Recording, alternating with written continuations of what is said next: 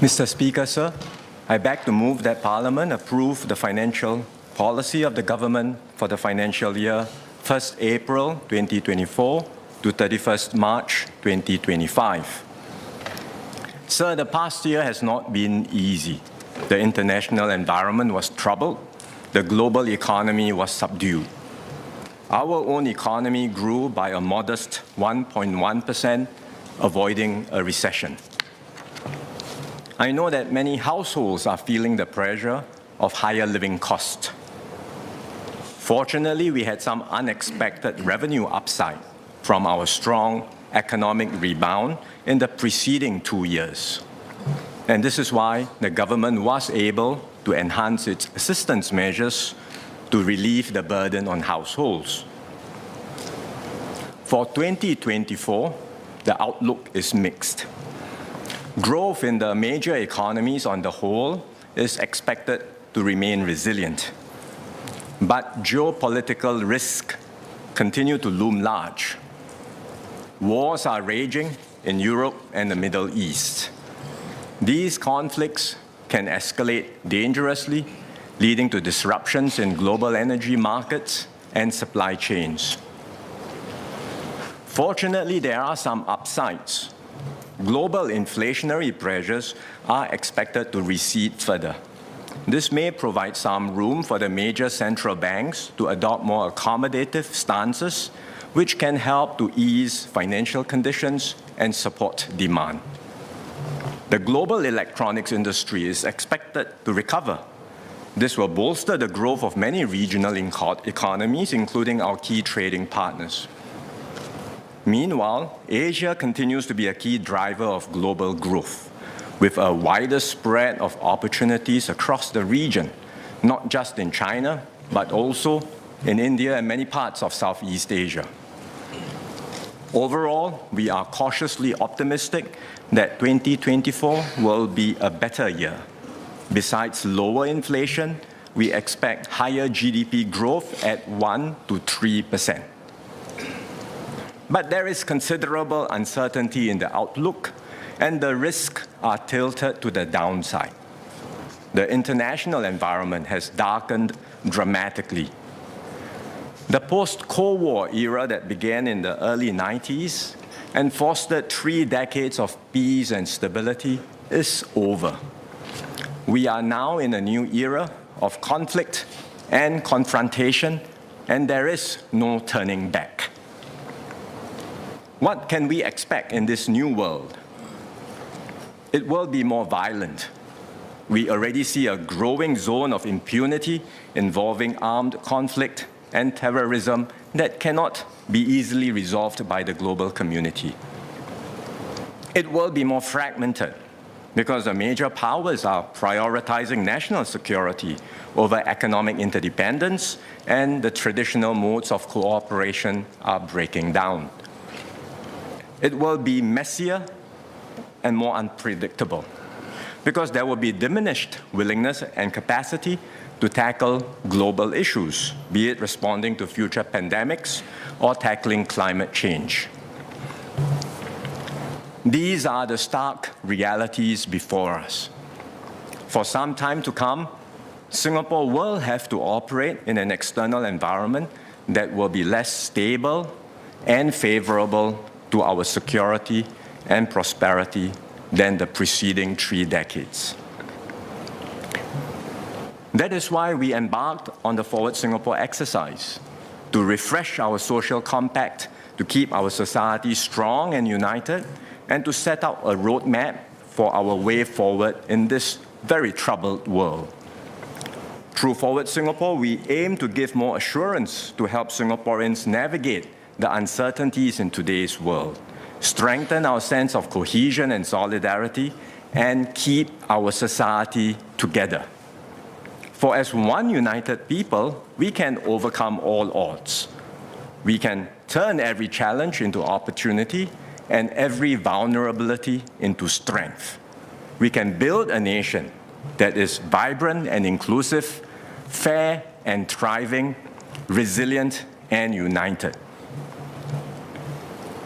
We have an ambitious agenda to achieve these shared goals. We have major plans to unfold over the coming years. Some are ready to be implemented now. Others will require more time to study or to work out the implementation details. In this budget, we will roll out the first installment of our Forward Singapore programs. Budget 2024 is therefore about taking concrete steps to build our shared future together. We will tackle immediate challenges for households and businesses, pursue better jobs, better growth, and equip our workers for life, create more paths for equality and mobility, provide more assurance for families and seniors, and ultimately forge a stronger and more united nation. And I will touch on each of these in turn in the rest of my speech. Sir, we have enjoyed low inflation in Singapore for more than a decade. But inflation rose sharply in 2022 following the outbreak of the war in Ukraine, which led to significant increases in global energy and food prices.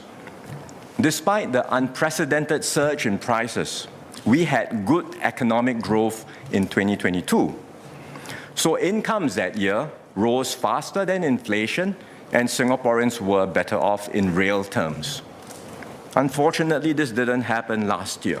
Inflation had in fact started to moderate, but economic growth also slowed. As a result, real incomes declined. We had picked up early indicators of this negative trend, and that's why I introduced the cost of living support package in September last year and enhanced the assurance package to over $10 billion. While we expect the situation to improve this year, there are uncertainties in the outlook, as I mentioned just now. So in this budget, I will do more to support households and further enhance the assurance package. First, I will provide an additional $600 in CDC vouchers for all Singaporean households. The first $300 will be disbursed in end June this year.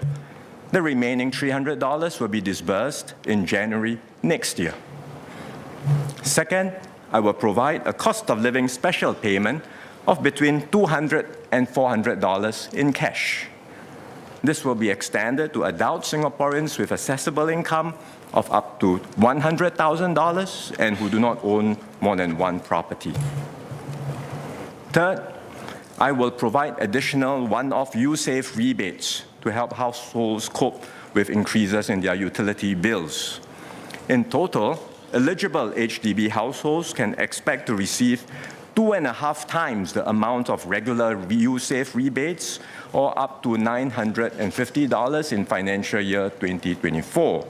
This will cover about 4 months of utility bills for those living in 3- and 4-room flats. Fourth, I will provide an additional one-off service and conservancy charges, or SNCC rebate, for HDB flats.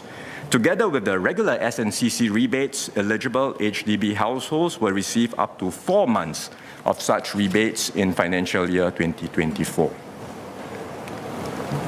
Altogether, the additional support under the assurance package will cost $1.9 billion. We have designed this package so that lower-income families get more support. We have also ensured that larger households, particularly those with seniors and children, get more support. Let me give some illustrations. A lower-income household of 4 with 2 young children will receive about $5,500 in benefits in financial year 2024. This comprises cash, MediSave top-ups, USave and SNCC rebates, and CDC vouchers.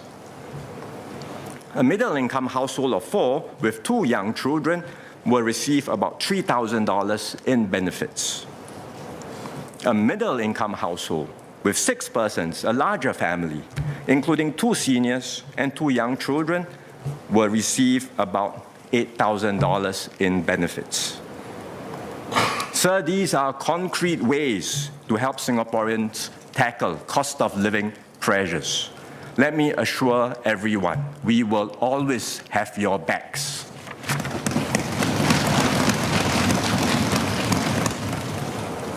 Beyond the assurance package, I will top up the GST voucher fund by $6 billion. This delivers on our commitment to permanently defray GST expenses for lower and middle income households through the GST voucher scheme. Businesses also need help to manage rising costs. Many companies have seen increases in their wage bills, rental, and utilities, amongst others. I will therefore introduce an enterprise support package which will provide $1.3 billion in support to companies. First, companies will receive a 50% corporate income tax rebate capped at $40,000 in the year of assessment 2024. Not all companies are profitable and some may not benefit from such a rebate. So I will provide a minimum benefit of $2,000 in cash payouts for companies that employ at least one local employee in 2023. Second, I will enhance the enterprise financing scheme, which helps Singapore enterprises with their financing needs. The maximum working capital loan quantum will be permanently raised to $500,000. I will also extend until 31st March 2025 the enhanced maximum trade loan quantum, as well as the government's risk sharing of project loans to support domestic construction projects. Third, I will extend the SkillsFuture Enterprise credit by a year to 30th June 2025. The credit provides additional support for eligible employers to cover their out-of-pocket expenses when they embark on workforce and business transformation. With this extension, employers will have another year to claim any unused credit. The measures in this enterprise support package are tilted towards firms that make the effort to restructure and transform. I encourage all firms to make full use of these schemes so that they can thrive and succeed amidst a more challenging operating environment. The enhanced assurance package and the enterprise support package will provide some near-term relief to Singaporean households and firms. These are needed during this period when inflation, while moderating, remains on the high side. But they are not permanent solutions.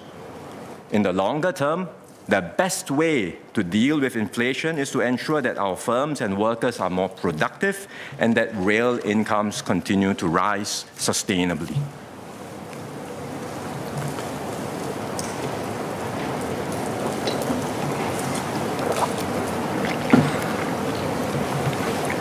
Our key priority, therefore, is to ensure a strong, innovative, and vibrant economy. And this is absolutely essential to secure good jobs and better lives for all Singaporeans and on a sustained basis. Since our early days of independence, we have been able to defy the odds and consistently achieve good economic performance. But we cannot afford to be complacent, especially in a more complex and volatile external environment. In past years, some had suggested that Singapore should slow down. Don't have to grow so quickly.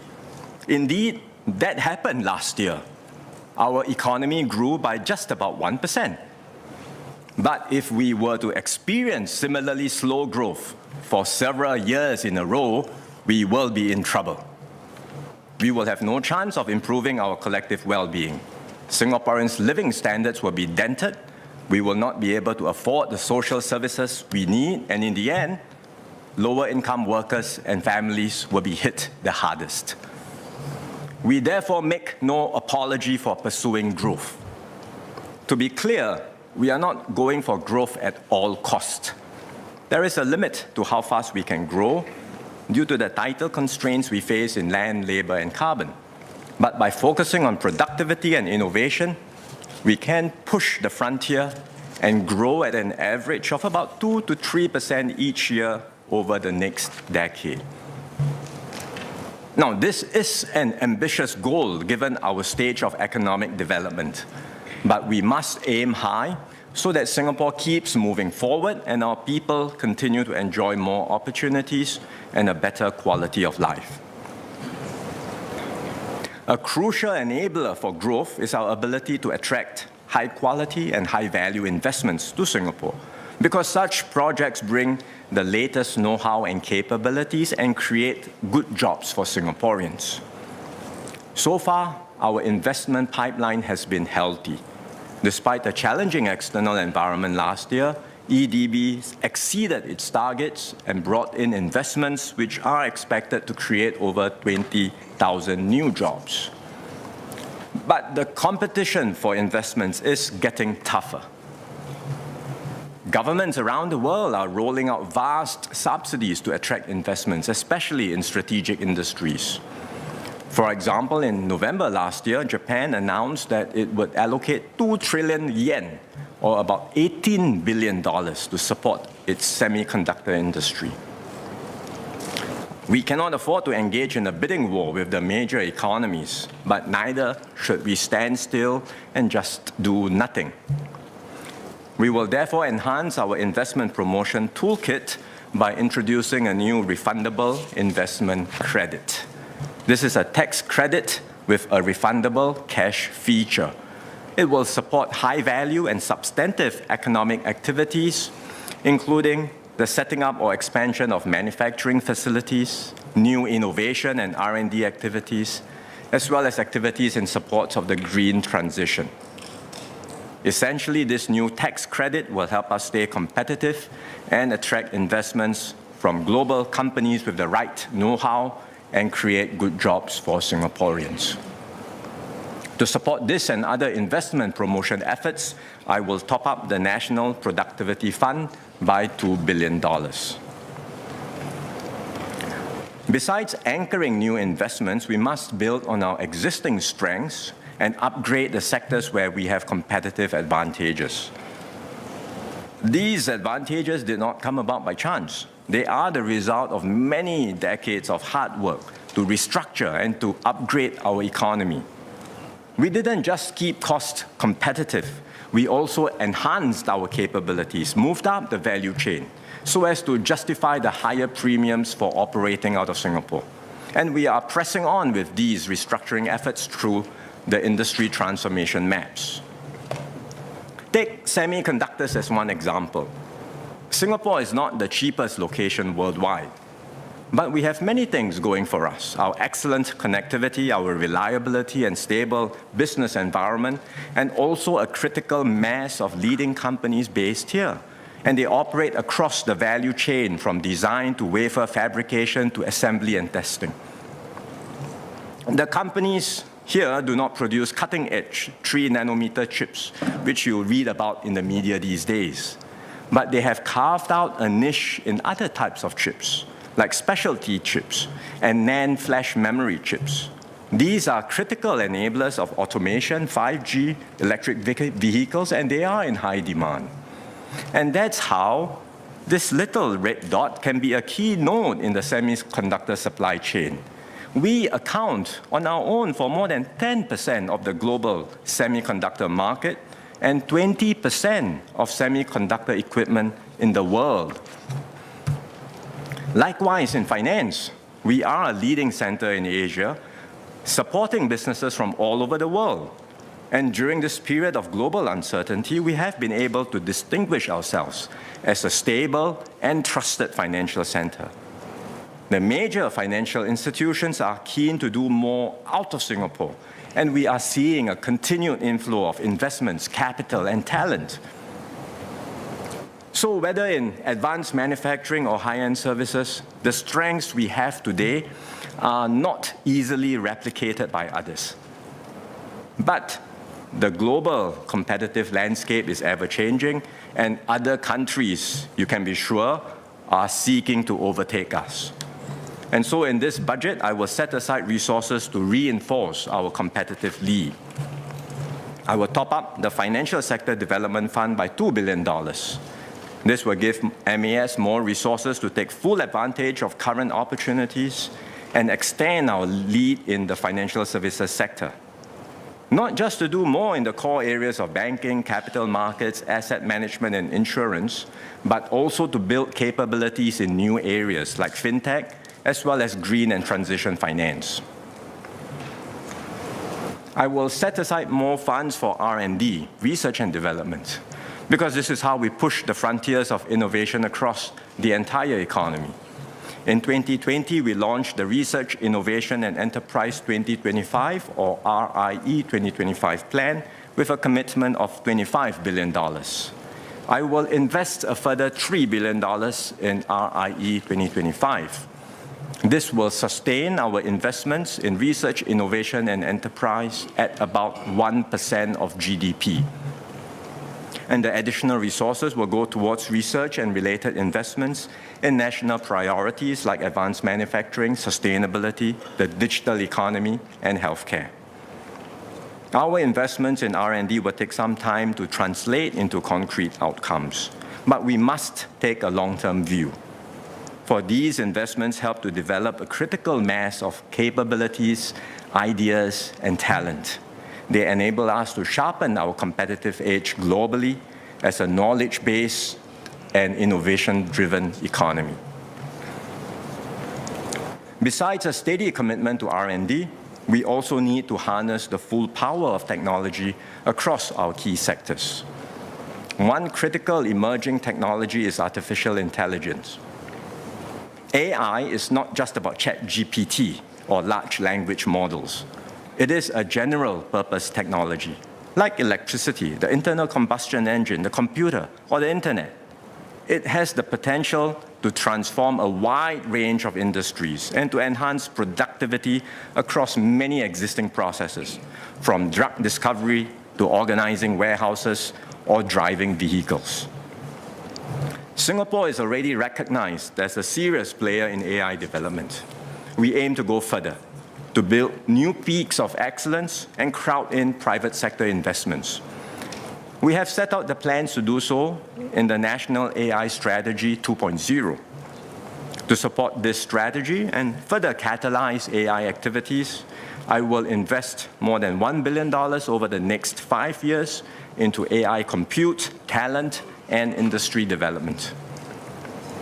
Part of the investment will be used to ensure that Singapore can secure access to the advanced chips that are so crucial to AI development and deployment. We will also work with leading companies in Singapore and around the world to set up their AI centers of excellence here. We want these centers to spur industry collaboration and innovation and drive greater value creation across the whole economy. In tandem, I will allocate additional resources to catalyze investments in upgrading our nationwide broadband network. With the additional investments, we aim to enable mass market access to broadband speeds of up to 10 gigabits per second in the second half of this decade. This is 10 times faster than the broadband speed in most homes today. This also ensures that our connectivity infrastructure will be able to support technologies like AI and immersive media as they become more pervasive in the future. We will continue to do more to invest in and strengthen our local enterprises. We are helping smaller firms harness technology through pre-approved solutions, many tailored to the needs of specific industries.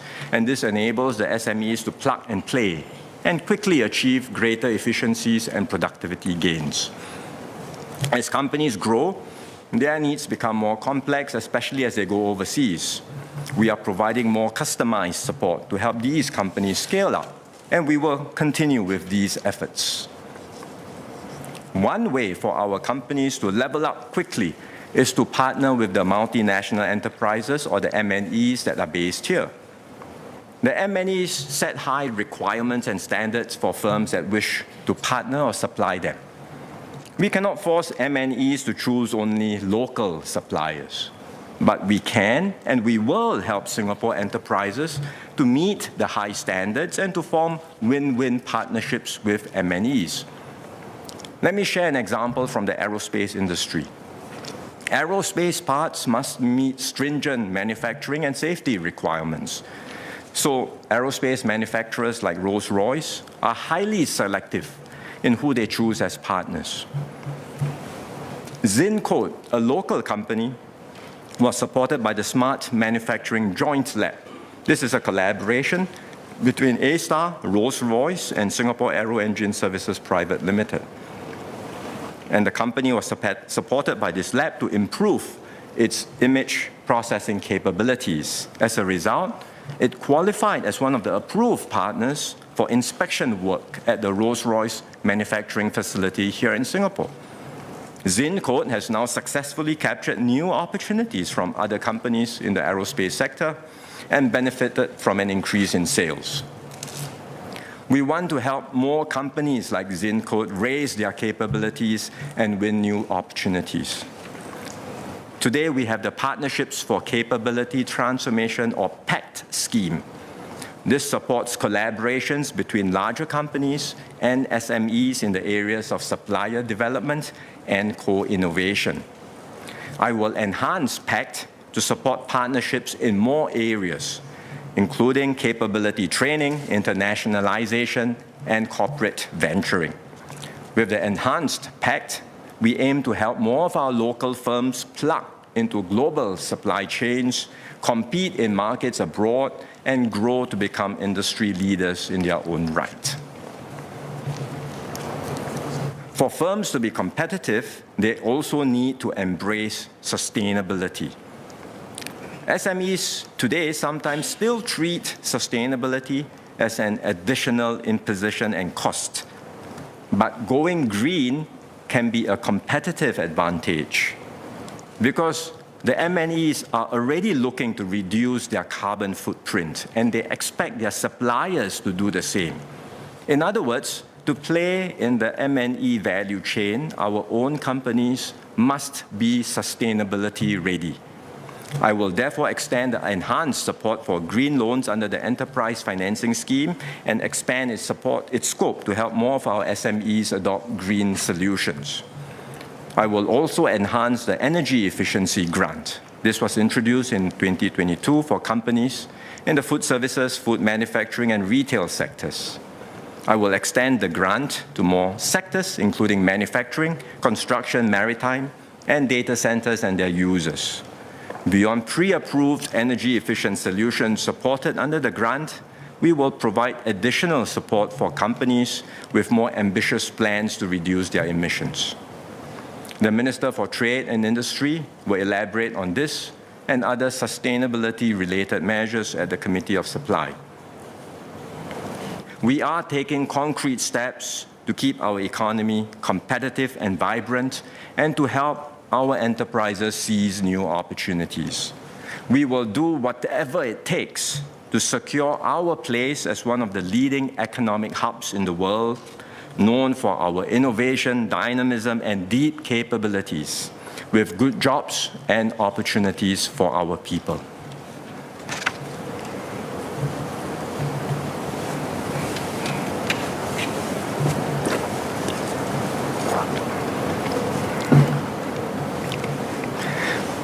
Sir, people and talent are critical to our economic dynamism. We are investing heavily in our human capital, including in preschool and education. But learning cannot stop when formal schooling ends, and that's why we launched SkillsFuture to systematically support Singaporeans in reskilling and upskilling and to equip them through life. The Singapore workforce today ranks highly in terms of skill and technical proficiency. Our workers are able to command a premium in the global marketplace because of their expertise. But with rapid technological advances, expertise is in constant flux. Jobs like data entry clerks and door-to-door salesmen have dwindled in numbers. New jobs that did not exist a decade ago, like data scientists and digital marketers, are now in demand. Expertise keeps on changing. In other words, robots and machines will not completely replace humans at work, but they will change the way expertise is defined and how value is created. We therefore have to invest even more in our human capital and help our workers refresh and update their skills and learn how to harness new technologies more effectively. Indeed, this is something that NTUC and the labour movement have consistently championed, most recently in the Forward Singapore engagements. We started SkillsFuture nearly 10 years ago. Since then, government spending on continuing education and training has nearly doubled to $0.9 billion last year. Today, every Singaporean gets a $500 SkillsFuture credit, and all employers get support to train their workers. We have also built up a wide array of training options which individuals enjoy generous subsidies for. We have made good progress over the past decade, but there is still much more to be done. Continuous skills upgrading throughout life is now more important than ever. So we must firmly establish SkillsFuture as a key pillar in our social compact. Quality learning and skills training is not just about attending a 1 or 2 day course. Workers may need weeks or even months of training to get a proper skills reboot, especially if they are looking to move to a different area of work. Even if they stay in the same industry, they will need a substantial injection of skills from time to stay relevant. But we know that taking time off from work to attend training courses over an extended period is not easy, especially for those in their 40s and 50s with financial and caregiving obligations. I will therefore introduce a new SkillsFuture Level Up program to better support our mid-career workers. I will share the broad thrust of this program, and the Minister for Education will provide more details at the Committee of Supply. First, I will give all Singaporeans aged 40 and above a top-up in SkillsFuture Credit of $4,000. All Singaporeans aged 40 and above will get the top-up in May this year. For those who are younger, you do not have to worry. Your turn will come. You will get the top-up when you turn 40. We have deliberately allowed the existing basic tier of $500 in SkillsFuture Credit to be used for a wide range of courses, and this was to instill a habit of lifelong learning. The new credit, this $4,000 credit, will be more targeted in scope. We will confine its usage to selected training programs with better employability outcomes. This includes part-time and full-time diploma, post-diploma, undergraduate programs, as well as courses for the progressive wage model sectors. And that's because we want participants taking up these programs to be assured of better employment outcomes after they have completed their training.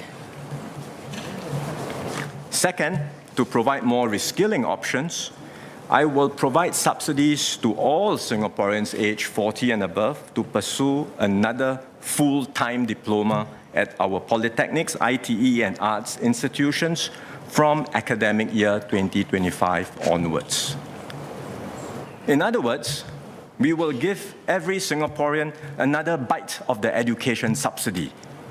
Even after you have graduated from an institution of higher learning as a younger person, you can come back again after you turn 40 to do a full-time diploma, and it will be at subsidized rates. Third, I will provide a monthly training allowance to Singaporeans aged 40 and above who enroll in selected full-time courses. This training allowance will be equivalent to 50% of one's average income over the last available 12-month period and will be capped at $3,000 per month. Every individual can receive up to 24 months of such a training allowance throughout their lifetime. And this will support the full duration of a SkillsFuture career transition program and more than half the duration of most qualifications issued by our institutes of higher learning. What do these changes mean for our workers? Take the example of Mr. Kelvin Lee, 40 years old now. He graduated from Singapore Polytechnic with a diploma in electronic computer and communication engineering. He works today as a project director at Kuhn Engineering, which is a mechanical and electrical service provider. With the SkillsFuture Level Up program, he will enjoy a $4,000 top-up in SkillsFuture Credit. He can use the credit to pursue a second diploma. This diploma will be offered at subsidized fees, and the credit will cover more than half of the expense after subsidies. Should he intend to do this full-time, he can receive the monthly training allowance of up to 50% of his previous pay for 2 years. Sir, we are making a significant enhancement to our SkillsFuture ecosystem. But we will reap the full benefits only if all of us, government, employers, workers, and unions, lean forward to truly deepen this culture of lifelong learning and skills mastery. This must be our shared commitment to one another, to help our fellow Singaporeans develop to their fullest potential and to have productive and meaningful careers. There is one other move we will make under SkillsFuture. We know that technological changes will bring about more churn in the economy. Even when the economy as a whole is doing well, some businesses or even some industries may be suffering. In fact, it is not possible to have an economy that is dynamic and growing without failures and losses. In some sectors, firms will have to let go of people, while in other sectors, new and better jobs will be created. We have to accept this reality, but it doesn't mean we should be indifferent to the suffering caused when firms lay off their workers. Losing a job is a major setback for workers and their families. Those who become involuntarily unemployed naturally feel the pressure to rush into the first available job they find. But the new job may not always be a good fit. Ideally, they should consider ways to upgrade their skills and to find a job that fits their aptitude and talent. But displaced workers may not have the time to train or search for new jobs, especially when they are already straining to make ends meet.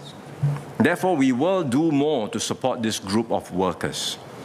In particular, we will introduce a temporary financial support scheme for the involuntarily unemployed while they undergo training or look for better fitting jobs. We have to design this scheme carefully, including the quantum of support and the conditionalities that come with the support. This is to avoid the pitfalls that other countries experienced when they introduced unemployment benefits. We are working out the parameters for the scheme, and we will provide more details later this year. Ours must always be an economy that provides opportunities for all, an economy that benefits the many rather than the few. This is why we are making significant enhancements to SkillsFuture and supporting job seekers while they search for their next opportunity. We believe that every worker matters and every citizen counts. We will equip every Singaporean to benefit from the fruits of our economic growth.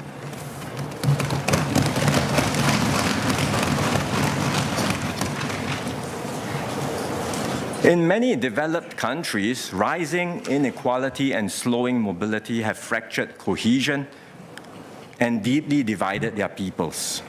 And this can create similar pressures here.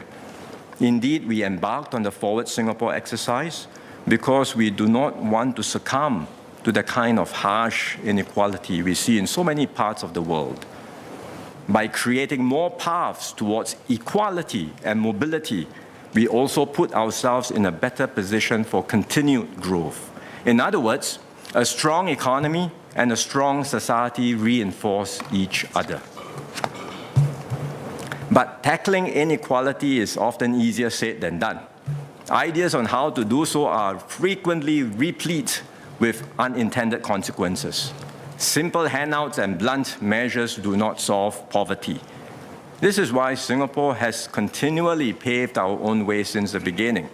We carefully study the experiences of others, we take note of where they have succeeded and failed, and we introduce significant innovations that work for us, our ethos, our society.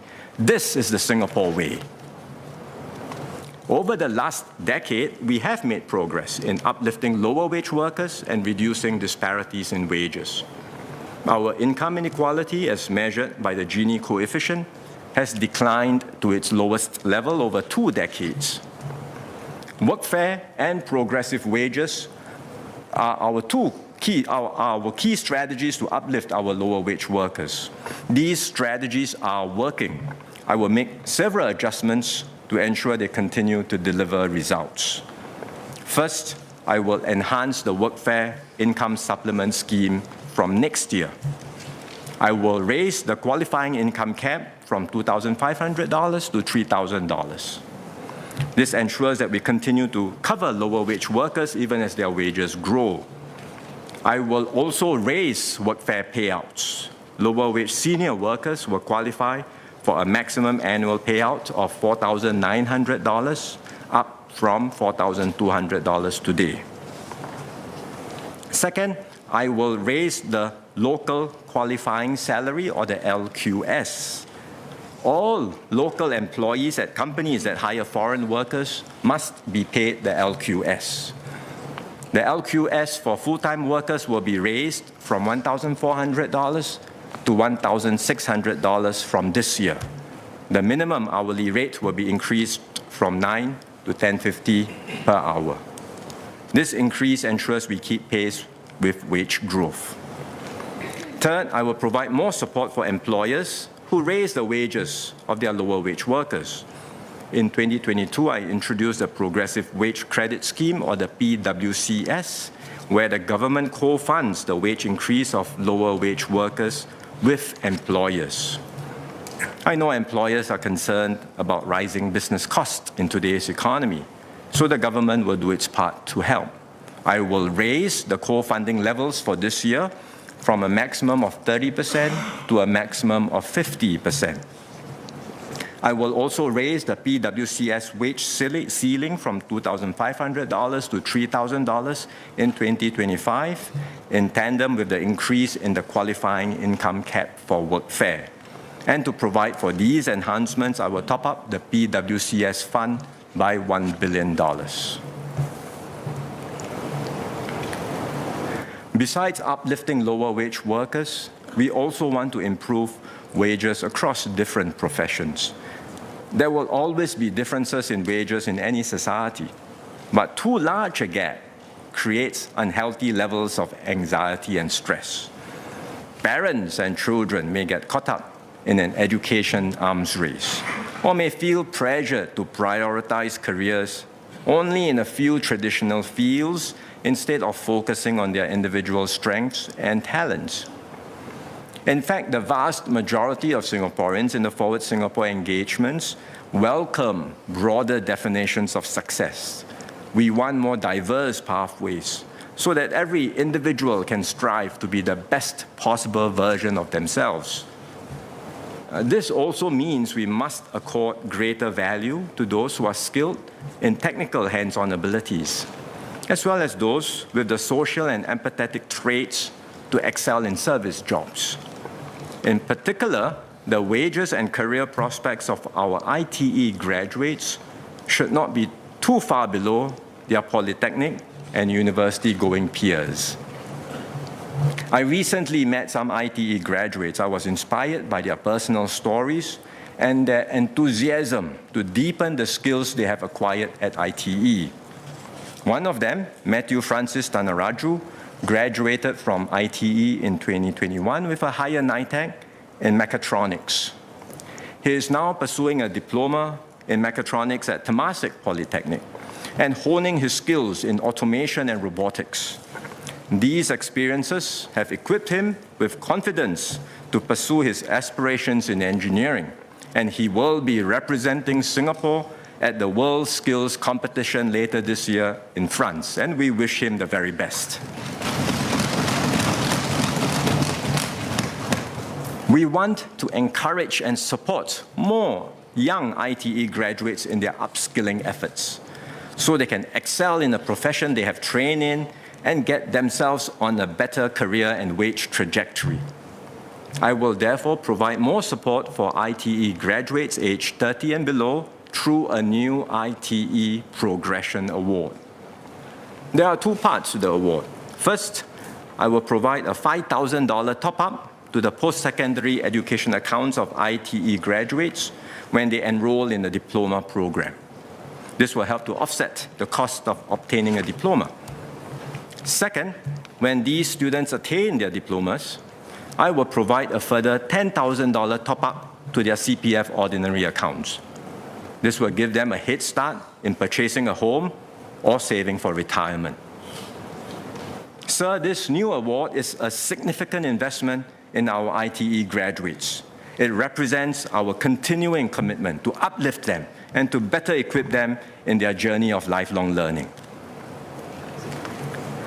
Besides tackling inequality, we must also uphold social mobility. And up to now, Singapore has fared better than other advanced economies. But we must continue to pay special attention to children from less well-off families to ensure they have access to full and fair opportunities early in life. Many of these families are already taking steps to build better lives for themselves, but they may find it hard to sustain progress. We know they often face very complex challenges, including marital stress, existing debts, or even motivation or self-confidence issues. Under the enhanced ComLink or ComLink Plus, we are providing more customized support for these families. We are getting family coaches and volunteer befrienders to work directly with these families. They will jointly develop action plans to improve their life circumstances, and the coaches will provide additional support to the families so as to encourage and motivate them towards their goals. The additional support will be rolled out in the form of ComLink Plus progress packages. And this is yet another major innovation in our social policy landscape. For example, adults in the family can each receive payouts of up to $600 every quarter through a combination of cash and CPF if they secure a job and stay employed. Those who make voluntary contributions to their CPF will receive matching grants from the government to grow their savings faster. And this, combined with existing schemes like the Fresh Start Housing Scheme, will help these families buy their own homes. We will also partner with corporates and community groups to implement the ComLink Plus progress packages. The donors can provide additional financial support to these families and contribute in other ways like befriending and mentoring to help them get back on their feet again. So in this budget, we are taking further steps to ensure that all Singaporeans have opportunities to take on work they find meaningful and fulfilling, build on their talents, give their best, and be rewarded fairly for it. This is how we keep the Singapore dream alive and well for all our people. The government will do our part, but I want to emphasize that it is not just about the government doing more. We also need our employers, community groups, as well as families and individuals themselves to step up. Together, we can and we will build a fairer, a more equal, and a more inclusive Singapore.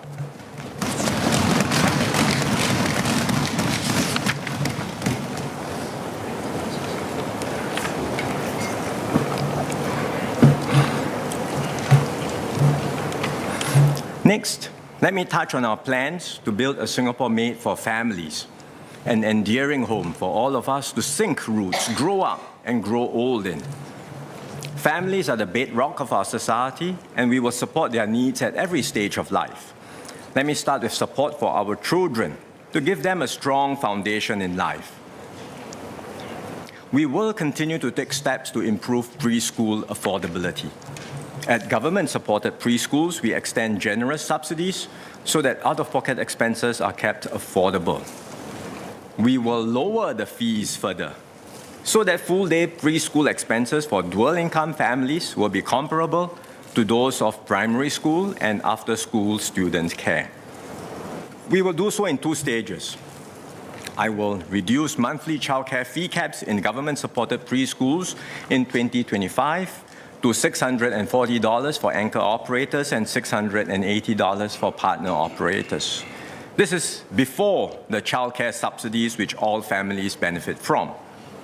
I will make another move to reduce fee caps in 2026, and the details will be announced later. I will also enhance existing preschool subsidies for lower-income families. Currently, more subsidies are given to children with working mothers. I will extend these higher subsidies to all children from lower-income families, including those with non-working mothers. This will benefit up to 17,000 children. In schools, we will do more to help our children develop the competencies and values they need to thrive in a more unpredictable future. MOE is placing more emphasis on competencies like adaptive and inventive thinking, communication skills, and civic literacy. We want to encourage and recognize students who demonstrate such competencies, including by enhancing the EduSave Awards. I will therefore top up the EduSave Endowment Fund by $2 billion to support these and other education initiatives. For young couples who are getting ready to settle down and form their own families, timely access to affordable housing is critical. We are helping such first-timer families by ramping up BTO supply and giving them greater priority. We are also making flats in choicer locations more affordable and in a way that's fair and inclusive through the Prime, Plus, and Standard framework. And this will be implemented later this year for new BTO projects. Some couples have already booked their BTO flats, but they may like to have a place to stay temporarily while they wait for the completion of their flats. And this is especially the case for those with young children. Currently, HDB offers subsidized rental housing under the Parenthood Provisional Housing Scheme, or the PPHS. HDB receives many such applications for the scheme, and it is ramping up supply to meet the demand. But in the interim, we do want to do more to support such young families with urgent housing needs. I will therefore provide a PPHS open market voucher for 1 year to support eligible families who rent a HDB flat in the open market. In this budget, I will also do more for families of persons with special needs or disabilities. We know that families of children with special needs face greater cost pressures due to higher fees at education and care services. Every student at a special education or SPED school already benefits from more subsidies than a primary school student in a mainstream school. But the fees at most SPED schools remain higher than those of mainstream schools due to the higher underlying cost. We are studying further moves to alleviate the cost pressures on these families. As a first step, I will reduce the maximum monthly fees at SPED schools to $90, down from $150 today. I will also lower the fee caps at all special student care centers to reduce the out-of-pocket expenses for families. For adults with disabilities, I will provide more support for their employment and integration into the community. I will expand spaces in sheltered workshops and day activity centers where they can undergo skills training and launch more enabling services hub to provide community support to persons with disabilities and their caregivers. The respective ministers will share more on each of these moves at the Committee of Supply. I will do more to support the retirement needs of our seniors, and let me start with some adjustments to the CPF system. First, in line with the recommendations of the tripartite group on older workers, we will continue with this next step of planned CPF contribution rate increases for senior workers. I will increase the CPF contribution rates for those aged 55 to 65 by a further 1.5 percentage points in 2025. I will also provide the CPF transition offset to employers for another year to cover half of the increase in employer contributions for 2025. This will help to cushion the impact on business cost. Second, I will raise the enhanced retirement sum. The ERS is the maximum amount that members can put into their CPF retirement accounts to receive CPF payouts. I will increase the ERS from 3 times the basic retirement sum to 4 times from 2025. This means that ERS next year will be $426,000. And this will allow more members aged 55 and above to fully commit their accumulated CPF savings to receive higher payouts should they wish to do so. Third, we will take steps to rationalize the CPF system. Today, members aged 55 and above have a special account and a retirement account. From next year, we will close the CSA, the special account, for those aged 55 and above. The SA savings will be transferred to the RA, or the retirement account, up to the full retirement sum, where they will continue to earn the long-term interest rate. The remaining SA savings will be transferred to the ordinary account. Of course, members can voluntarily transfer these OA savings to the RA at any time, up to the revised ERS, to earn higher interest and to receive higher retirement payouts. I will also enhance the retirement support schemes for seniors who need more help. The Silver Support Scheme provides quarterly payments to seniors who had low incomes during their working years and have less family support. I will raise the qualifying per capita household income threshold for Silver Support from $1,800 to $2,300 and increase the quarterly payments by 20% to keep pace with inflation. The Matched Retirement Savings Scheme, or the MRSS, helps Singaporeans aged 55 to 75 with less CPF savings to save more by providing dollar-for-dollar matching for cash top-ups to their CPF accounts. I will make several adjustments to the scheme.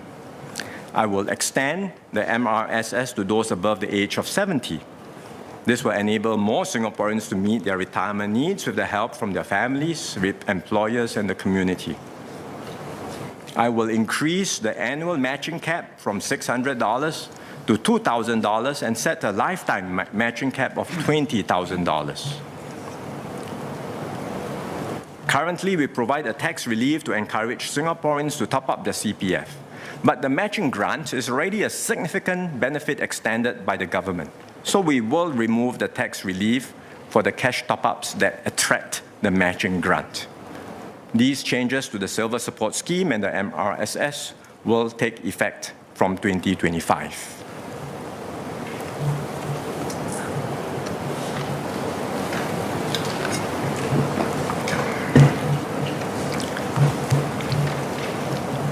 Young seniors who are currently in their 50s and early 60s will get an additional boost for their retirement through the Majula package. This was announced by Prime Minister Lee at last year's National Day rally. While the package is geared towards supporting young seniors, Pioneer and Merdeka generation seniors will benefit too. In fact, all Singaporeans born in 1973 or earlier will receive at least one component of the Majula package. Let me explain.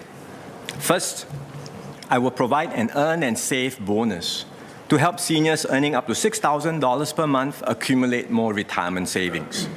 They will receive a yearly bonus of up to $1,000 for as long as they work, with more going to those who earn lower incomes. Second, I will provide a one-time retirement savings bonus of between $1,000 and $1,500 to seniors with retirement savings below the basic retirement sum. Both these bonuses will be for seniors who live in a property with annual value of $25,000 or less and own no more than one property. Third, I will provide a one-time MediSave bonus to all seniors born in 1973 or earlier. Young seniors with less means will be given the higher tier of $1,500, and all other seniors will receive $750. The Minister for Manpower will share more details at the COS. In all, the Majula package will benefit about 1.6 million Singaporeans at a total lifetime cost of $8.2 billion.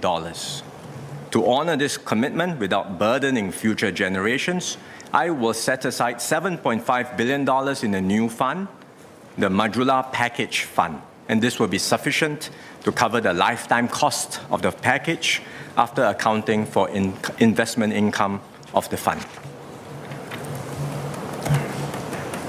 Another significant undertaking is healthcare. Over the years, we have invested heavily to ensure healthcare remains affordable and accessible for all. MOH's annual budget has tripled within a decade, and we have put the additional spending to good use. We are devoting more resources to growing areas of growing importance like preventive health, support for our seniors, and mental health and well-being, as recently affirmed by this House. We also continue to enjoy improvements in health outcomes with Singaporeans living longer and healthier lives. But with a rapidly aging population, the fiscal pressures of healthcare will only grow. As a responsible government, we have to plan ahead and set aside sufficient resources to keep healthcare affordable for all. The GST increase was meant for this purpose. Essentially, we are pre-funding the rising healthcare expenditure by increasing GST now, instead of waiting to do so in the future. Because if we wait, we will end up imposing a heavier burden on our future selves and our children. Of course, individuals have a part to play too, and that's why we launched Healthier SG, to empower all Singaporeans to take charge of their own health. While it is still early days, the momentum is very encouraging. More than 700,000 Singapore residents have enrolled in Healthier SG. One of them is Madam Rubia, who turned 69 this year. She credits her Healthier SG consultation for timely advice on how best to manage her health. Today, she is monitoring her blood pressure daily, cutting down on ice cream and keropok in her diet, and staying active through exercise classes and nature walks. And she has also helped to spread the word by volunteering at a Healthier SG roadshow. Sir, I urge all seniors to follow in the footsteps of Madam Rubia. Heed your doctor's advice, participate in programs that help you stay healthy, and even pass it on by contributing as a senior volunteer. Even with healthier lifestyles, all of us will still need some form of medical care as we get older, and especially nearer to the end of life. We must expect healthcare costs, including medical insurance premiums, to rise, even after generous government subsidies. We want to ensure that all Singaporeans, including the self-employed and those who are not working, are able to build up their medical savings in anticipation of these rising costs. I will therefore provide all adult Singaporeans aged 21 to 50 a one-time MediSave bonus of up to $300.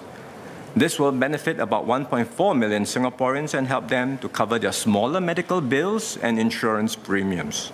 And coupled with the modular package for older cohorts, we will collectively provide a MediSave bonus for about 3 million Singaporeans this year. To provide more support for healthcare costs, I will also update the per capita household income thresholds for our healthcare and associated social support subsidy schemes. Such schemes include the MediShield Life Premium Subsidies, the Community Health Assist Scheme or CHAS subsidies for primary care, and subsidies for outpatient and inpatient treatments at our public hospitals. The changes to the per capita household income thresholds will mean additional government spending in healthcare and other related areas of around $300 million per year. More than 1 million Singaporeans can expect to benefit from higher subsidies. This will provide greater assurance for healthcare costs, which will also reduce the financial pressures on caregivers. Preventive care is especially important for seniors. Loneliness can do great harm to a senior. They need to stay active and socially connected. This is why we have Age Well SG. It's a new national program to support seniors to age actively, stay socially connected, and be cared for within their own communities. I will set aside $3.5 billion for Age Well SG initiatives over the next decade, and this includes several components. First, an expanded network of active aging centers so that all seniors can look forward to a wider range of programs at these centers, from physical exercises to volunteering opportunities. Second, for seniors with care needs, we will develop more assisted living options, such as the community care apartments, and better home care arrangements to empower them to age confidently in their homes and community.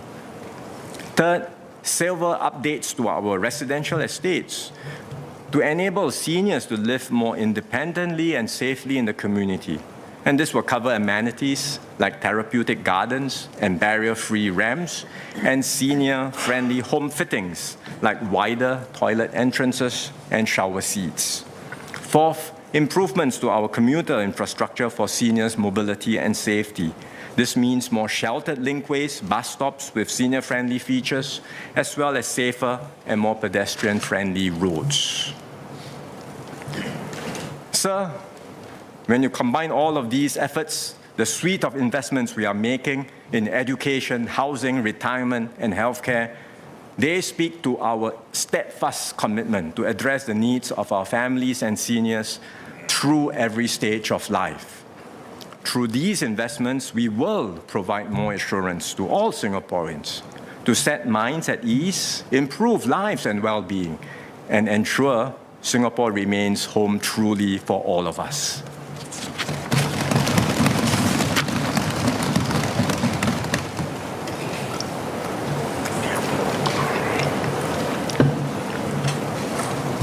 Alongside our investments to strengthen our economy and society, we will also make the investments needed to forge a stronger and more united nation.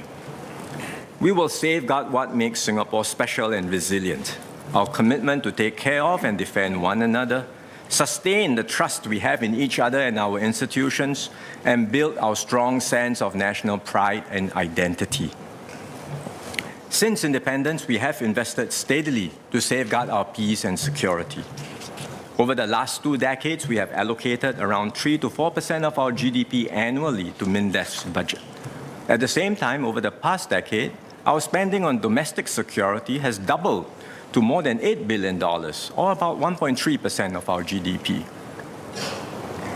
We will continue to build and maintain a strong and effective SAF and home team.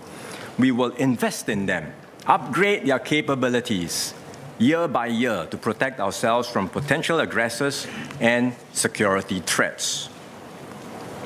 The backbone of our defense and security remains national service. We owe a huge debt to our national servicemen who have served faithfully and made immeasurable sacrifices for our peace and security.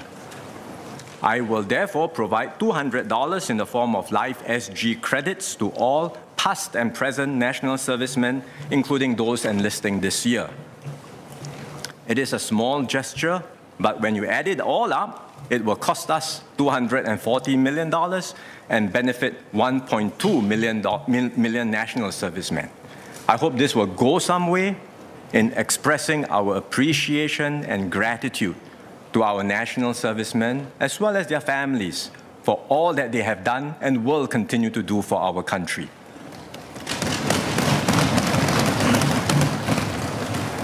In today's world, defense and security apply not just in the physical environment, but also in the digital domain. Scams, ransomware, data breaches, denial of service, and other cyber threats have become increasingly commonplace. The development and adoption of new technologies like AI and quantum computing also changed the threat landscape. Cyber attacks will increase in speed, scale, and sophistication. We have taken steps to strengthen our cyber defense. We established the Digital and Intelligence Service in the SAF.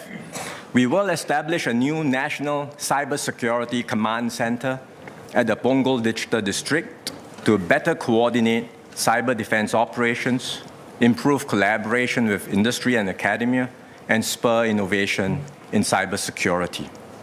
This will improve our capabilities to monitor, detect, and coordinate our defenses against cyber threats. Besides the conventional areas of security, we need to address an emerging security challenge, and that is energy, but more specifically, the transition to cleaner energy. In the near to medium term, natural gas, which generates almost all our electricity, will remain critical. Our natural gas supplies come through pipelines from Malaysia and Indonesia, and in the form of liquefied natural gas, or LNG, from a range of sources. We are now planning to build a second LNG terminal to meet our growing electricity needs. Natural gas is the cleanest of all fossil fuels, but we will not be able to achieve net zero if we continue to rely solely on natural gas. Unfortunately, we do not have many options for clean energy. We have no tidal power, no wind power, and not enough land for mass deployment of solar. So what do we do? One way is to import low-carbon electricity, and we are making progress on this front. But there is a limit to importing electricity without compromising security. So we will need other options to decarbonize the rest of our energy supply. And that's why we are actively exploring other options. Hydrogen has the potential as a clean fuel. For now, it is still technologically nascent, costly, and risky. Nevertheless, we have set out a national hydrogen strategy to take purposeful steps forward. We will start by testing and deploying ammonia, which is a hydrogen carrier, for power generation and bunkering on Jurong Island. We are also exploring other energy sources. We are actively studying the possibilities for geothermal power. After all, we do have a hot spring in Sembawang. But we will need very deep drilling to assess the potential, and it really remains to be seen if this will be viable. Further out in the future, we do not rule out nuclear power. Nuclear technologies are advancing rapidly, with smaller, safer, and more fuel-efficient designs. We will build up our capabilities so that we can critically assess the evolving technologies in this space and decide on the feasibility of nuclear deployment one day in the future.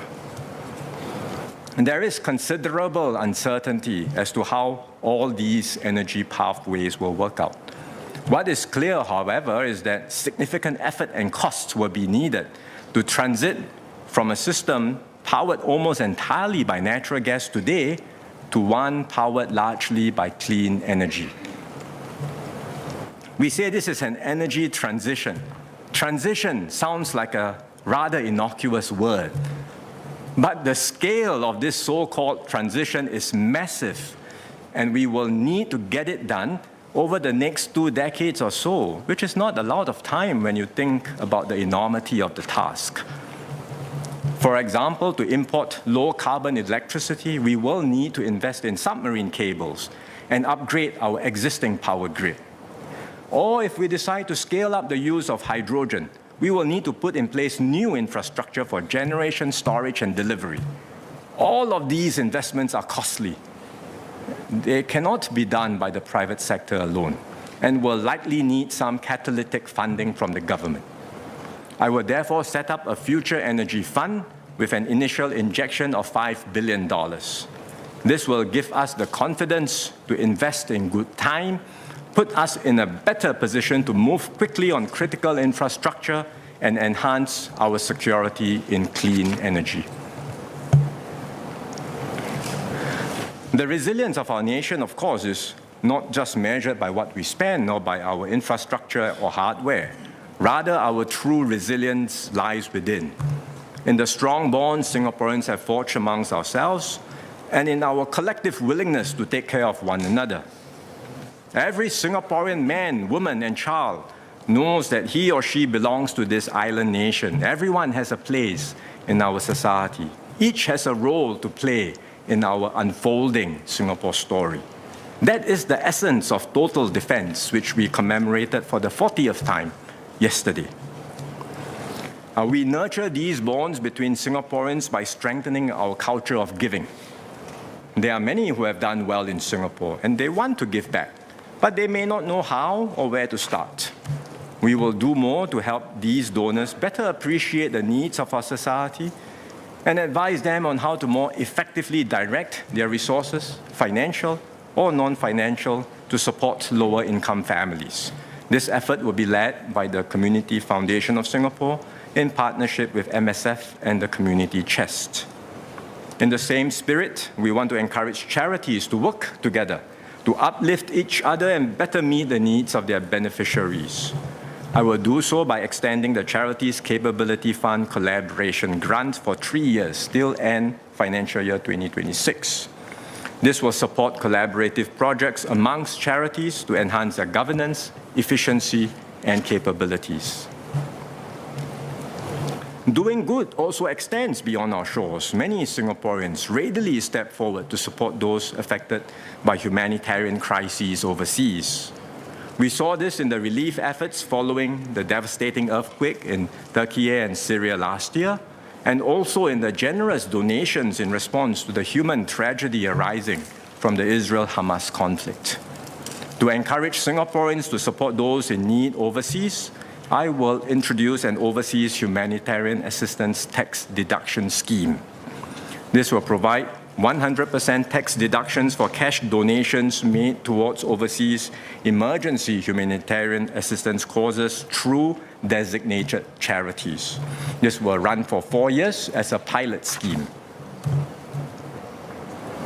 A stronger culture of giving will bind us closer together and make us a more caring and gracious society. Another way to strengthen our solidarity is through the common experiences we all partake in, and the arts and sports provide us with the platforms to do so. Let me start with the arts. The arts help to express our unique Singaporean culture, strengthen our shared bonds, and make Singapore a distinctive home. The National Arts Council has refreshed the Our SG Arts Plan to drive transformation efforts in the arts sector. We will support this plan by investing $100 million over the next 4 years.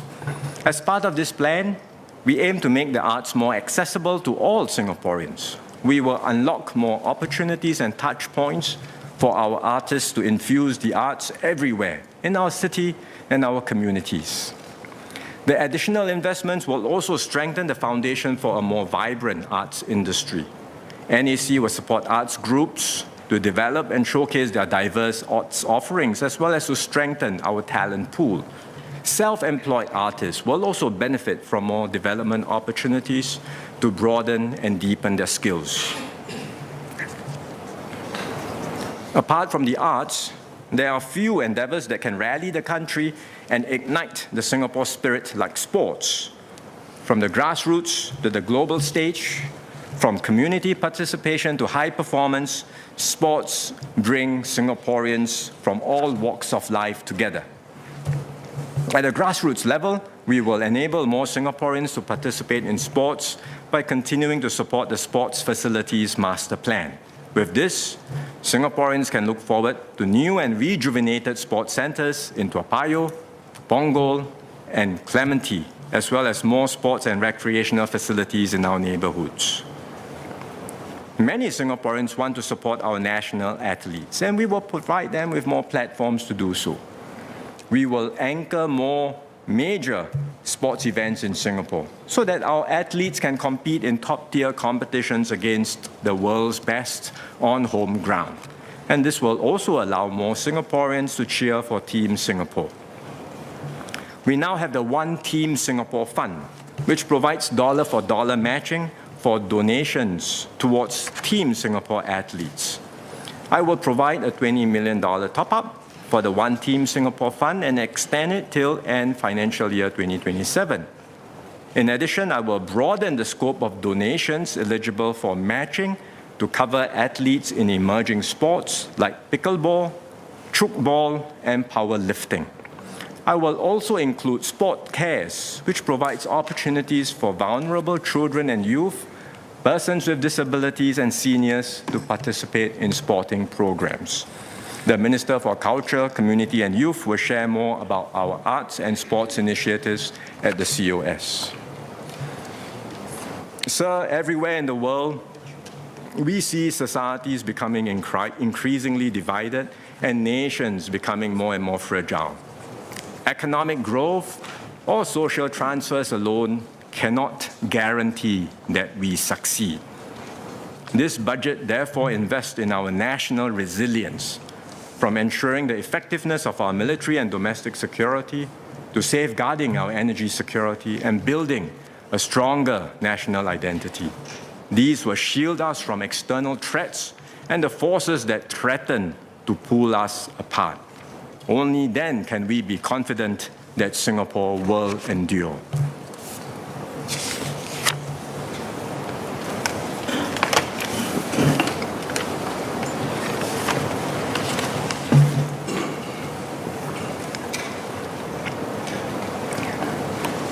Our ability to invest in our economy, our society, and our resilience has to be anchored on a strong fiscal position.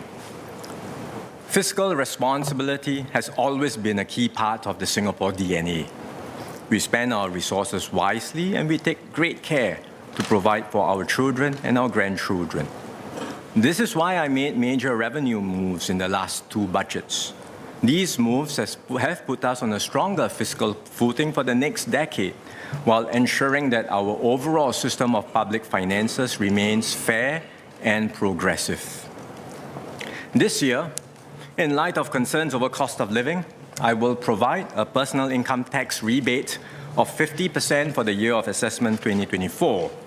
This will be capped at $200 so that the benefits go mostly to our middle-income workers.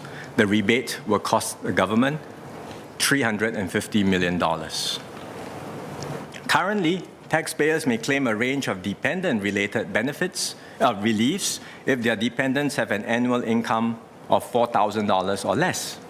We have received feedback from members of public, tax practitioners, as well as Labour MPs to consider increasing the dependent income threshold in view of rising cost of living and wage levels. So with effect from the year of assessment 2025, I will increase the annual income threshold for dependent-related reliefs from $4,000 to $8,000. In Budget 2022, I announced a two-step increase in property tax rates for residential properties. This was meant as a wealth tax, targeted at all investment properties, as well as the higher-end segment of owner-occupied properties.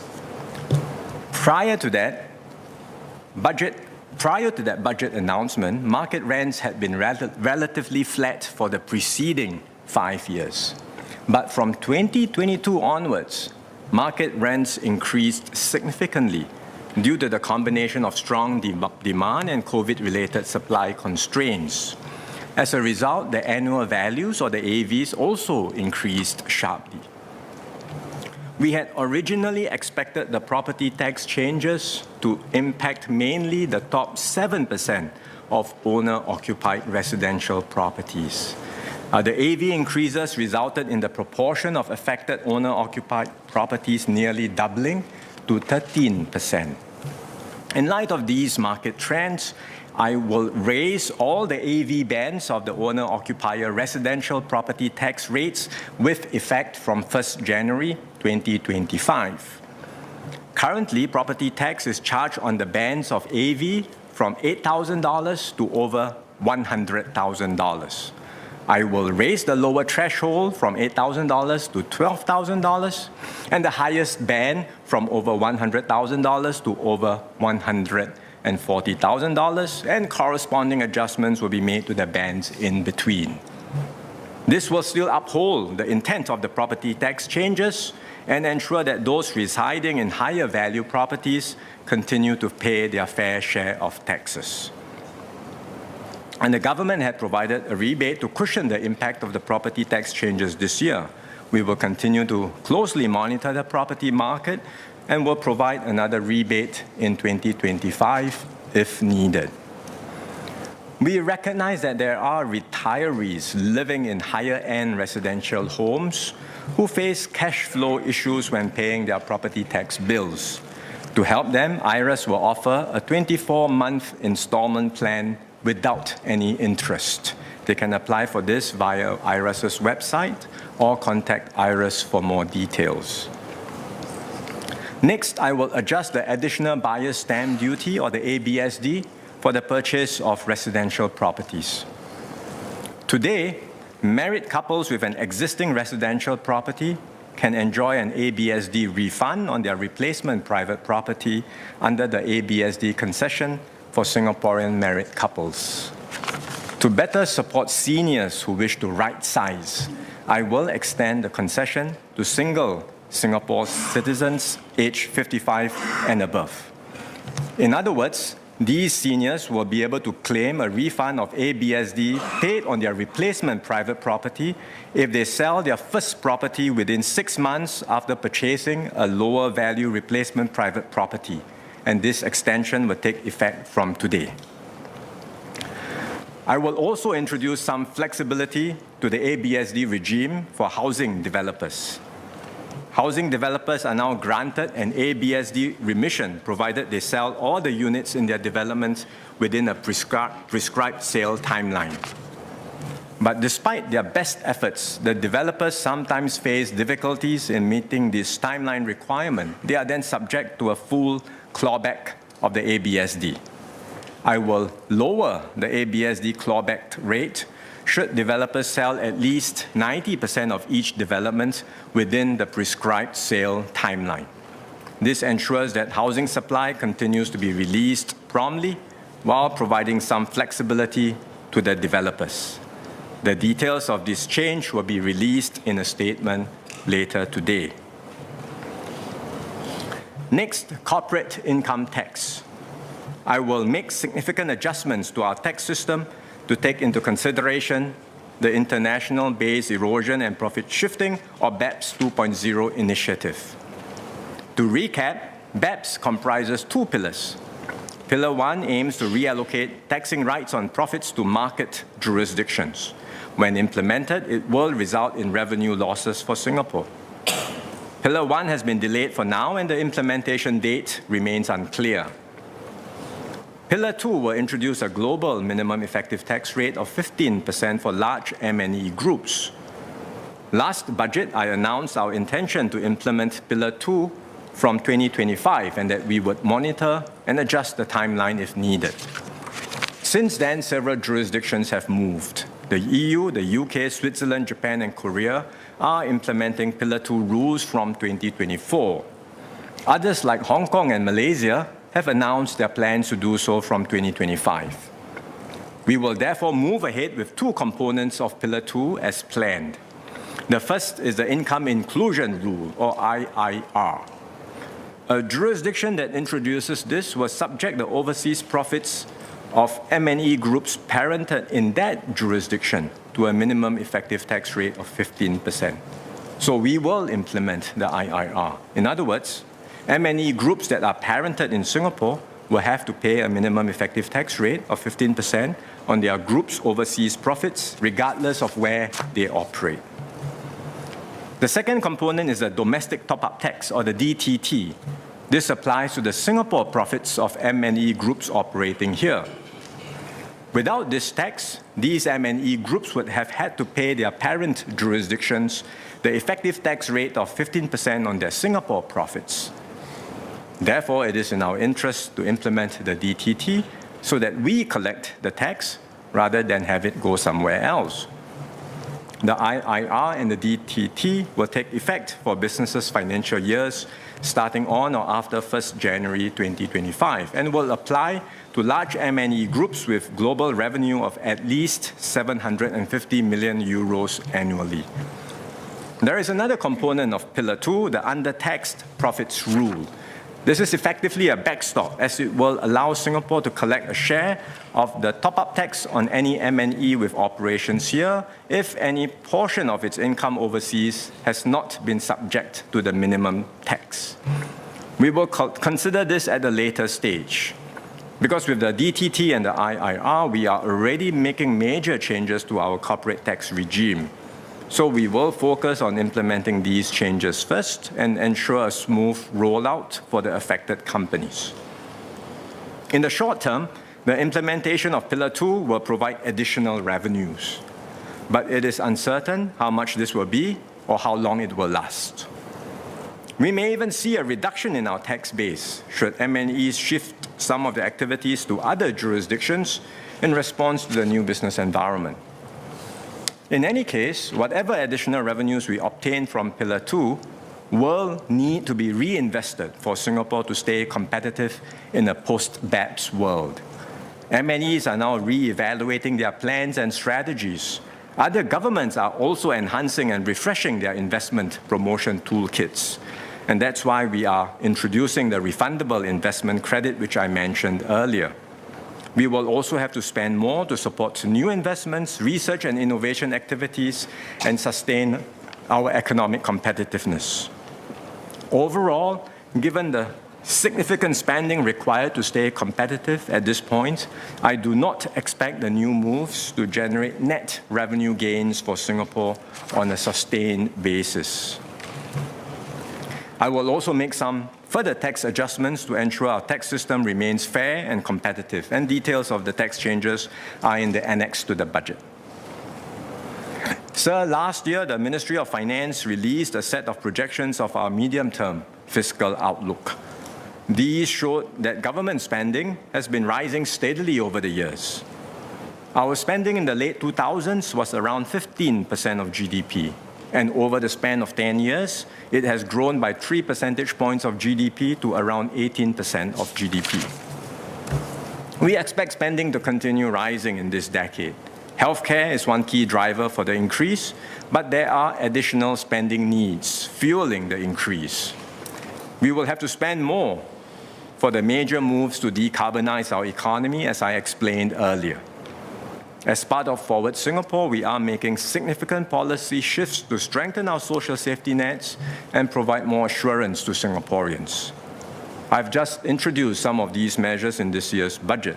We will spend around $5 billion on Forward Singapore policy moves in financial year 2024 and close to $40 billion in total by the end of this decade. In our projections, MOF had assessed that government spending will increase to around 20% of GDP by 2030. For now, that remains our assessment. Assuming we stay within this range of spending increase, we should have sufficient revenues to maintain a balanced budget over the coming years. But the medium-term fiscal position is tight, because there are so many pressures for us to spend more, be it on healthcare, social needs, or the energy transition, and these are all big-ticket items. We will have to manage these expenditures carefully, or we will end up with a significant funding gap. We can already see this happening in many other advanced economies, where public finances are on an unsustainable path, and fiscal systems are at risk of breaking. We must never allow this to happen in Singapore. Instead, let us uphold the ethos of fiscal discipline and responsibility that has served us well and ensure that our fiscal position always remains balanced, sound, and sustainable.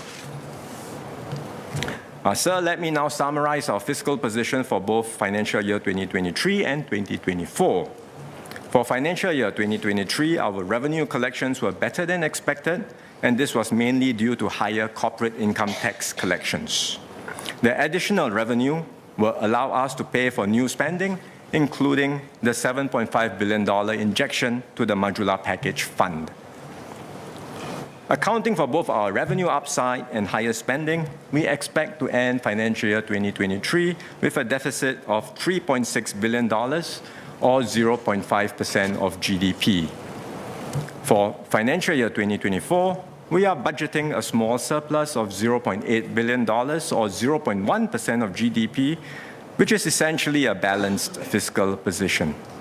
The overall stance is appropriate, as we are providing targeted support for households and businesses, even as the economy is projected to operate at around potential.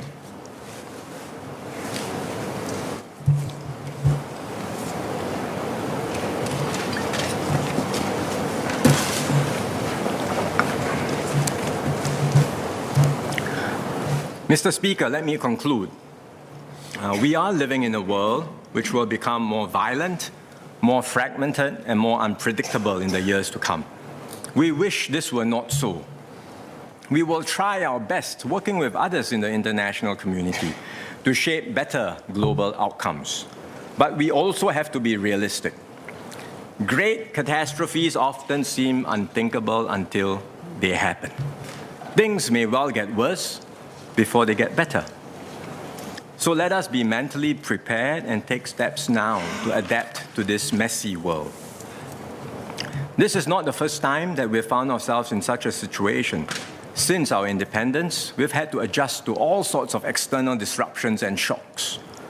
The British deciding to withdraw troops from Singapore in 1967, the global oil crises in 1973 and 79, the Asian financial crisis in 1997, the dot-com bust in the early 2000s, 9/11, SARS, the global financial crisis of 2008, and of course, more recently, the COVID-19 pandemic. Each time, we were able to weather the storms and emerge stronger. I believe we can do so again in our road ahead, so long as we stay united, work together, and continue to keep faith in each other. Budget 2024 is about acting on this belief. We are helping Singaporeans with their cost of living concerns. We are taking major steps to advance our Forward Singapore agenda. We will grow the economy. We must, for growth is the prerequisite to create better jobs and raise living standards for all. We will equip everyone to realize their full potential and ensure that everyone benefits from our nation's progress. We will strengthen our system of risk pooling and social support so that Singaporeans can be better assured through every life stage and better equipped to bounce back from every setback. We will fortify our resilience, solidarity, and unity so that we remain strong and effective against any challenges or threats. We are not the only country adapting to a different world. Countries everywhere are searching for solutions too. Many find it hard to implement bold and long-term plans, but we can make it happen in Singapore. We are able to do so because our fiscal position is healthy and sustainable. Our government has the trust of Singaporeans. Our people are united and our social compact is strong. These are the critical ingredients behind the Singapore story. What we have today is rare, remarkable, and unique. Let us cherish it, treasure it, and harness these strengths to remain a shining red dot in a troubled world. During the dark days of COVID-19, which feels like a bad dream to all of us now, I visited Riverside Secondary School. The teacher asked the students to imagine what they would be doing in 10 years' time and to write a letter to their future selves. One student, Levin Ong, wrote, and I quote, "Dear future Levin, I hope you have been well in these past 10 years. I'm grateful for how Singapore is dealing with COVID-19. The challenges I face are small compared to others during this difficult time. I want the world to be a better place and contribute back to society to the best of my ability. I hope by 2030, I have made a better world for everyone. Hope for the future, giving back to society, each one of us doing our best to make this a better place for all. That's what this is about. Mr. Speaker, let us draw inspiration from young Singaporeans like Levin, move forward with confidence, and build our shared future together." Sir, I beg to move.